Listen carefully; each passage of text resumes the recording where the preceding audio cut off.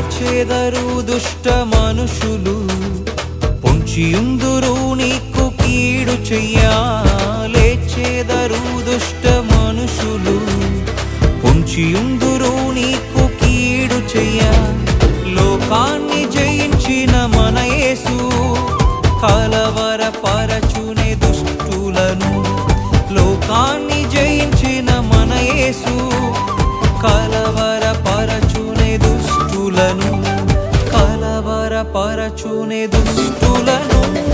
కీడును చూడకుందువు, కీడును చూడకుందువు నా పుత్రుడా.